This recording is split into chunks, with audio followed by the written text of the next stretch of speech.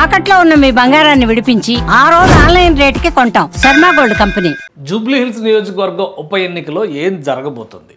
తెలంగాణ రాజకీయాలను డిసైడ్ చేసేటువంటి ఉప ఎన్నిక ఇది కాబోతుందా? అసలు ఈ ఉప ఎన్నికలో ఓటర్లు ఎటువైపు ఉన్నారు? కీలకమైన నియోజకవర్గాలు ఏంటి? అందరి దృష్టి ఇటువైపే ఉంది. ఇప్పుడు దీనికి సంబంధించినటువంటి సర్వేలు, ప్రీపోల్ సర్వేలు ఒక్కొక్కటిగా వస్తున్నాయి. అలాంటి ఓ సర్వేనే మీ ముందర నేను ఉంచబోతున్నాను. చాణక్య స్ట్రాటజీస్ చేసినటువంటి సర్వే ఇది. బీహార్ ఎలక్షన్స్ మీద కూడా చేశారు, అలానే జూబ్లీ హిల్స్ నియోజకవర్గం మీద కూడా చేశారు. జూబ్లీ హిల్స్ నియోజకవర్గం ట్రెండ్ ఎటువైపు వెళ్తుంది?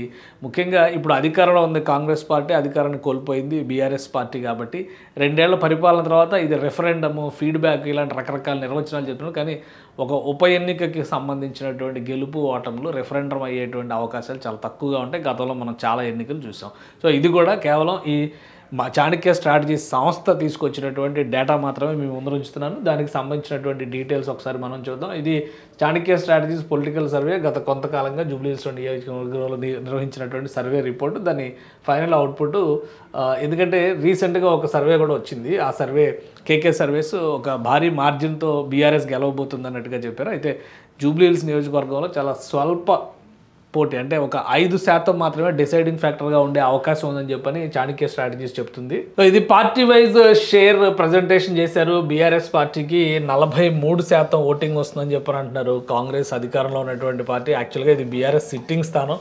నిలబెట్టుకునేటువంటి అవకాశం ఉంటుందని చెప్పని చెప్తున్నారు. మరి అధికార పార్టీ ఎంతవరకు మ్యాజిక్ చేస్తుంది అనేది కూడా చూడాలి. 38% ఓటింగ్ అధికార పార్టీకి వస్తున్నారు. కేవలం 5% మాత్రమే మార్జిన్ ఉంది అటు ఇటు కూడా.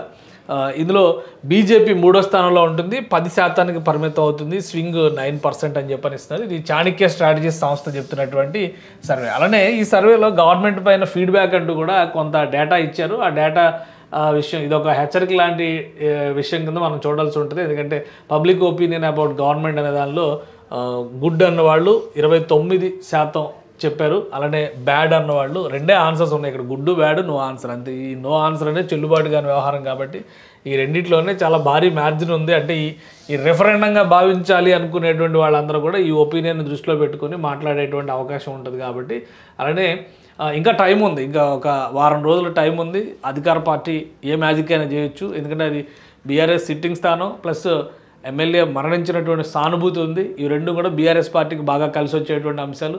సహజంగానే అధికారంలో ఉన్న వాళ్ళకి కొంత ప్రతికూలత ఉంటుంది. ఎందుకంటే అధికారంలో ఉండి తీసుకున్నటువంటి నిర్ణయాలకు సంబంధించి ఒక ఫీడ్బ్యాక్ లాగా దీన్ని భావించే అవకాశం ఉంటుంది. కాబట్టి దాన్ని ఓవర్కమ్ చేస్తూ కూడా 5% మార్జిన్ని 5% మార్జిన్ మాత్రమే ఉంది అంటే కనుక ఇది గ్యారంటీగా లాస్ట్ మినిట్లో చేంజ్ చేయగలిగేటువంటి గేమ్గానే మనం చూడాల్సి ఉంటుంది. సో ఇందులో ఈ స్వింగ్ ఓటర్స్ అనేటువంటి దాన్ని పైన గ్రాఫ్ ప్రకారం బీఆర్ఎస్ పార్టీ 5% మాత్రం 5% ఎక్కువ ఉన్నప్పటికీ ఓటర్ల శాతం 9% ఉంది. ఇక్కడ చూడండి, స్వింగ్ ఓటర్ల శాతం 9% ఉంది. ఈ స్వింగ్ ఓటర్లే డిసైడింగ్ ఫ్యాక్టర్ అవుతారు. ఈ 5%ని ఈ గేమ్ చేంజర్స్ ఎవరవుతారు అంటే ఇందులో ఈ 5%ని చేంజ్ చేయగలిగేటువంటి కెపాసిటీ స్వింగ్ ఓటర్స్ ఉంటారు. అంటే కాంగ్రెస్ పార్టీకి ఒక రకంగా ఈ సర్వే మేలు చేసేటువంటి సర్వేలా చూడాలి. ఎలక్షన్స్ టైంకి ఈ 10 రోజులు, ఈ వారం రోజుల్లో చేయగలిగినటువంటి క్యాంపెయిన్ కానీ క్యాన్వాస్ కానీ ఏ విధంగా ఉండాలి, ఏ డివిజన్లో ఏ ప్రాంతాల్లో బలహీనంగా ఉంది, అక్కడ వీలైనంత ఎక్కువ ఓటింగ్ రాబట్టుకోవడం ఎలా అని ఒక హింట్ ఇచ్చేటువంటి రిపోర్ట్లా కనిపిస్తుంది. ఇది నాకైతే స్వింగ్ ఓటర్స్ ఎక్కువగా ప్రభుత్వ పాలనకు వ్యతిరేకంగా ఉండే అవకాశాలు ఉన్నాయి కనుక ఈ స్వింగ్ ఓటర్స్ నుండి 4% బీఆర్ఎస్ పార్టీకి, 2% కాంగ్రెస్ పార్టీకి జత కలిసినా కానీ బీఆర్ఎస్ పార్టీకి 5% నుంచి 8% మెజారిటీ వస్తుంది అనేది. ఇదే మ్యాజిక్ అధికార పార్టీ చేయగలిగింది అనుకోండి, రివర్స్ అవుతుంది ఫలితం కూడా.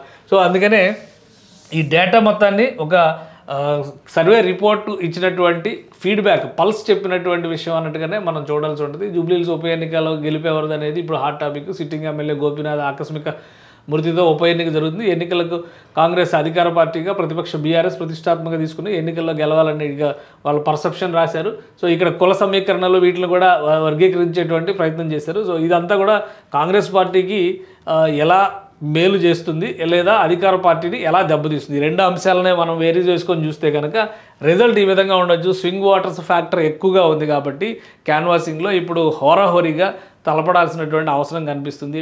సానుభూతి పవనాలు గెలిపిస్తాయనేటువంటి అంశాన్ని కనుక బీఆర్ఎస్ నమ్ముకుంటే అది రివర్స్ అయినా ఆశ్చర్యపోవాల్సినటువంటి అవసరం లేదు. అధికారంలో ఉన్నాం కాబట్టి మా వెంటే ఉంటారని కాంగ్రెస్ పార్టీ అనుకున్నా కానీ అది ఇబ్బందికరమైనటువంటి పరిస్థితులు సృష్టించే అవకాశం ఉంది. సో ఇదొక హెచ్చరిక లాంటి రిపోర్ట్ లాగా చూడాలి. ఏ పార్టీ గెలుస్తుందో ప్రజలు నిర్ణయిస్తారు.